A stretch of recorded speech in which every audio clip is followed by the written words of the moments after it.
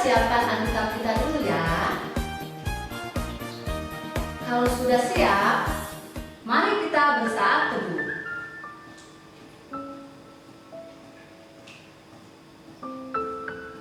Saat teduh selesai. Adik-adik, mari kita berdiri. Kita bernyanyi lagu Saya Laskar Kristus.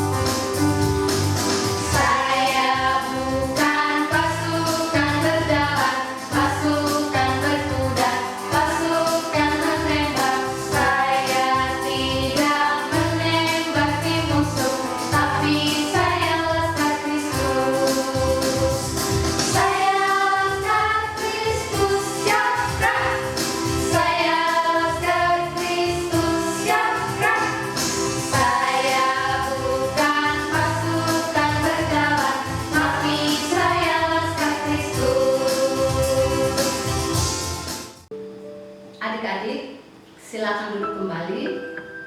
Mari kita satu dalam doa. Tuhan Allah Bapa yang di surga, Bapa kekal kudus, segala puji syukur kami naikkan kehadirat-Mu ya Tuhan, atas berkat dan penyertaan Tuhan, sehingga Tuhan sudah melindungi kami pada hari ini, sehingga kami mengikuti lagi Tuhan ibadah minggu online di rumah kami masing-masing. Tuhan Yesus berkati kami dan lindungi kami, berikan kesehatan yang sehat bagi kami. Tuhan Yesus, terima kasih, inilah doa kami. Amin. Adik-adik, karena kita akan memperingati Hari Kemerdekaan Indonesia, mari kita bangkit berdiri, kita akan menyanyi lagu Hari Kemerdekaan.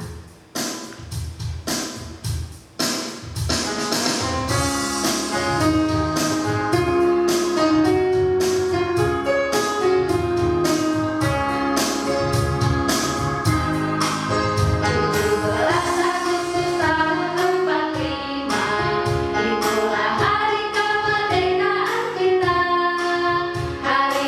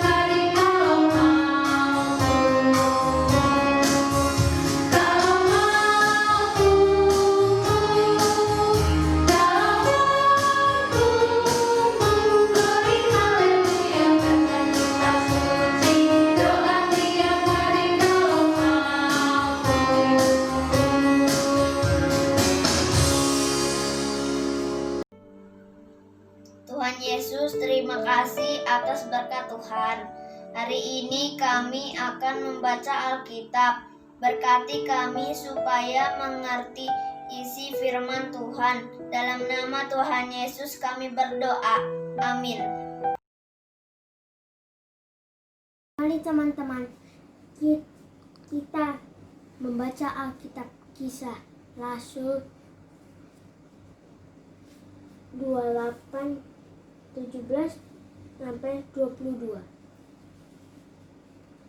3 hari kemudian Paulus memang gigil orang terkemuka bangsa Yahudi, dan setelah mereka berkumpul, Paulus berkata, "Saudara-saudara, meskipun aku tidak berbuat kesalahan terhadap bangsa kita atau terhadap adat istiadat nenek moyang kita, namun aku ditangkap di Yerusalem dan diserahkan kepada orang-orang Roma. Setelah aku diperiksa, mereka bermaksud melepaskan aku karena tidak terdapat sesuatu kesalahan pun padaku yang setimpal dengan hukuman mati. Akan tetap orang-orang Yahudi menentangnya, dan karena itu terpaksalah aku naik banding kepada Kaisar, tetap bukan dengan maksud untuk mengadukan bangsaku. Itulah sebabnya aku meminta supaya aku melihat kamu dan bicara dengan kamu, sebab dulu karena pengharapan Israel aku diikat dengan belenggu ini. Akan tetap mereka berkata kepadanya, kami tidak menerima surat dari Yudea tentang engkau, dan juga tidak seorang pun dari saudara-saudara kita datang memberitakan apa-apa yang jahat mengenai engkau. Tetapi kami ingin mendengar dari engkau bagaimana pikiranmu, sebab tentang mazhab ini kami tahu bahwa di mana pun ia mendapat perlawanan. Rasul 28 ayat 23-29. Lalu mereka menentukan suatu hari untuk Paulus. Pada hari yang ditentukan itu datanglah mereka dalam jumlah besar ke tempat tumpangannya. Ia menerangkan dan memberi kesaksian kepada mereka tentang kerajaan Allah, dan berdasarkan hukum Musa dan kitab para nabi, ia berusaha meyakinkan mereka tentang Yesus. Hal itu berlangsung dari pagi sampai sore. Ada yang dapat diyakinkan oleh perkataannya, ada yang tetap tidak percaya. Maka bubarlah pertemuan itu dengan tidak ada kesesuaian di antara mereka. Tetapi Paulus masih mengatakan perkataan yang satu ini. Tepatlah firman yang disampaikan Roh Kudus kepada nenek moyang kita dengan perantara Nabi Yesaya. Pergilah kepada bangsa ini dan katakanlah, kamu akan mendengar dan mendengar, namun tidak mengerti. Kamu akan melihat dan melihat, namun tidak menanggap. Sebab hati bangsa ini telah menebal dan telinga berat mendengar dan matanya melekat tertutup, supaya jangan mereka melihat dengan matanya dan dengar dengan telinganya dan mengerti dengan hatinya, lalu berbalik sehingga aku menyembuhkan mereka. Sebab itu kamu harus tahu bahwa keselamatan yang dari pada Allah ini disampaikan kepada bangsa-bangsa lain dan mereka akan mendengarnya. Dan setelah Paulus berkata demikian, pergilah orang-orang Yahudi dengan banyak perbedaan paham antara mereka. Adik-adik, hari ini kita akan mendengarkan cerita tentang pelayanan Rasul Paulus. Rasul Paulus yang telah menjadi Rasul Kristus pada masa itu mencoba menjelaskan dan meyakinkan setiap orang yang ia temui, termasuk saudara-saudaranya, yaitu bangsa Yahudi. Apa ya yang akan Rasul Paulus yakinkan kepada setiap orang? Ternyata Rasul Paulus ingin menjelaskan dan meyakinkan bahwa keselamatan itu ada di dalam Yesus Kristus. Bahkan di tengah pertemuannya dengan para pemuka bangsa Yahudi, Rasul Paulus dengan berani menyatakan bahwa Yesuslah penggenapan hukum Musa dan kitab para nabi. Tuhan Yesus yang menjadi manusia telah mengorbankan dirinya untuk menjadi keselamatan bagi seluruh umat manusia yang percaya kepadanya. Adik-adik, percayakan sama Tuhan Yesus?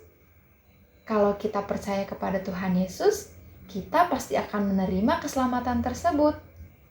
Tapi adik-adik, sayangnya tidak semua dari mereka yang mendengarkan pengajaran Rasul Paulus ini mau menerima dan meyakini akan berita keselamatan tersebut. Banyak dari mereka yang menolak, bahkan berusaha untuk mencelakakan Rasul Paulus dengan memasukkannya ke dalam penjara. Inilah rintangan yang harus dihadapi oleh Rasul Paulus, bahkan dari saudara-saudaranya sendiri, yaitu bangsa Yahudi, yang telah mengeraskan hati mereka, menutup telinga dan mata mereka terhadap Injil keselamatan ini. Nah, adik-adik, apakah Rasul Paulus menyerah? Ternyata tidak loh adik-adik. Rasul Paulus tetap semangat, bahkan terus konsisten untuk memberitakan keselamatan ini. Karena Rasul Paulus meyakini ada banyak orang yang akan bersedia mendengar, bahkan mau menerima pemberitaan Injil keselamatan ini, sekalipun di tengah bangsa-bangsa lain. Sehingga kabar baik itu akan tersebar sampai ke ujung bumi. Nah, adik-adik, jika tugas memberitakan keselamatan itu dulunya dipercayakan kepada para rasul, yang salah satunya adalah Rasul Paulus, lalu saat ini itu menjadi tugas siapa ya? Nah, itu semua sekarang menjadi tugas kita yang adalah pengikut Kristus masa kini. Kitalah yang saat ini memiliki tugas dan tanggung jawab untuk tetap semangat memberitakan Injil keselamatan tersebut. Tapi kira-kira mudah gak ya melakukan tugas ini? Ya, mungkin tugas ini tidak mudah. Tantangan, rintangan, dan penolakan yang dirasakan Rasul Paulus pada masa itu mungkin juga akan kita rasakan pada masa ini. Apalagi kita yang hidup di tengah bangsa yang besar seperti bangsa kita Indonesia, di mana kekristenan juga menjadi kaum yang kecil, maka tantangan itu akan terasa semakin berat. Tapi adik-adik, Kiranya teladan semangat yang ditunjukkan oleh Rasul Paulus tetap kita kobarkan ya saat ini, dan kita tetap semangat untuk memberitakan karya keselamatan kepada mereka yang menerima dan membuka hati terhadap berita keselamatan tersebut. Tapi gimana sih caranya untuk memberitakan keselamatan? Apa hanya ibu pendeta yang bisa memberitakan kabar keselamatan? Nah, adik-adik, cara memberitakan keselamatan bisa kita lakukan melalui karya hidup kita sehari-hari. Yang mau untuk selalu mengasihi sesama, menolong sesama, dan selalu berbuat baik kepada semua orang tanpa memandang suku, ras, dan agamanya. Yuk adik-adik, tetaplah semangat untuk memberitakan keselamatan melalui karya hidup kita setiap hari.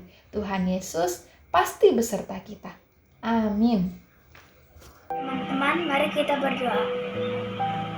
Tuhan Yesus, berkati orang tua kami supaya berikan mereka kekuatan dan kesehatan supaya bisa membimbing kami. Terima kasih Tuhan, karena Engkau sudah memberikan kekuatan dan kesehatan bagi kami semua sampai sekarang. Terima kasih Tuhan, dan berkati juga sekolah kami Tuhan, supaya virus ini cepat berlalu dan kami bisa bersekolah seperti biasa. Berkati juga guru-guru kami Tuhan, supaya bisa mengajar online lagi bersama kami. Terima kasih Tuhan, dan nama-Mu kami berdoa dan mengucap syukur. Berdoa untuk bangsa atau negeri kami maupun negeri orang lain. Berkatilah negeri kami atau bangsa orang lain dijauhkan dari wabah COVID-19 yang telah mewabahi bangsa kami atau negeri kami, atau bangsa orang lain atau negeri orang lain yang telah diwabahi COVID-19. Berikanlah negeri atau bangsa kami sehingga cepat terhindar dari wabah COVID-19 ini, sehingga kami bisa cepat beribadah di gereja, dan kami juga bisa bertemu kembali dengan teman-teman kami di sekolah minggu dan bertemu dengan kakak layan atau bu pendeta dan semuanya. Amin. Di dalam nama Tuhan Yesus yang telah mengajar kami berdoa bersama-sama. Bapa kami yang di surga, dikuduskanlah nama-Mu. Datanglah kerajaan-Mu, jadilah kehendak-Mu di bumi seperti di surga. Berikanlah kami pada hari ini makanan kami yang secukupnya, dan ampunilah kami akan kesalahan kami, seperti kami juga mengampuni orang yang bersalah kepada kami. Dan janganlah membawa kami ke dalam percobaan, tetapi lepaskanlah kami daripada yang jahat. Karena Engkaulah yang punya kerajaan dan kuasa dan kemuliaan sampai selama-lamanya. Amin. Tiba saatnya untuk kita memberikan persembahan syukur. Mari kita memberikan persembahan syukur dengan menyanyi Betapa Kita Tidak Bersyukur.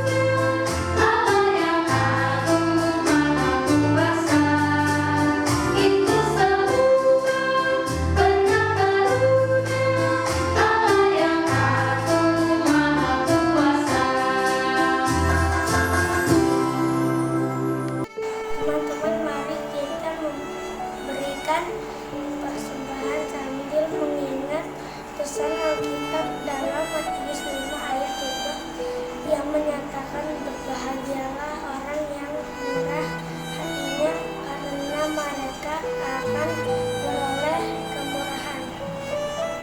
Tuhan Yesus, terima terimalah persembahan kami ini walaupun hanya sedikit, tapi kiranya boleh menjadi berkat bagi pelayanan kasih-Mu.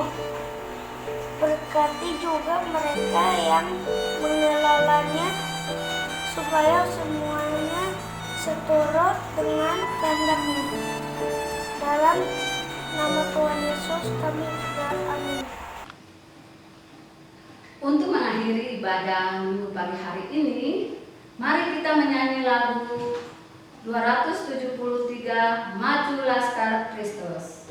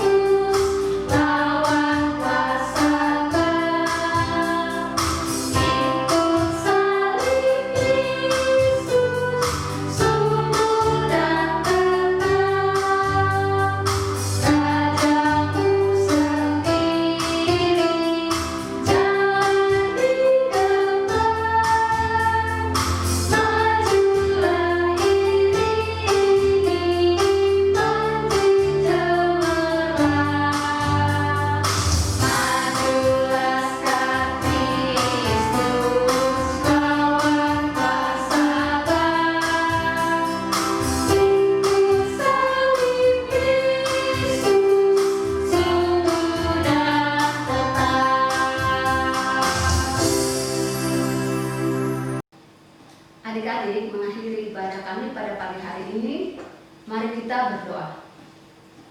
Terima kasih Tuhan, kami bersyukurkan kepadamu atas berkat penyertaan Tuhan, sehingga Tuhan sudah melindungi kami dan ibadah kami pada pagi hari ini sudah berjalan dengan baik. Terima kasih Tuhan Yesus, amin.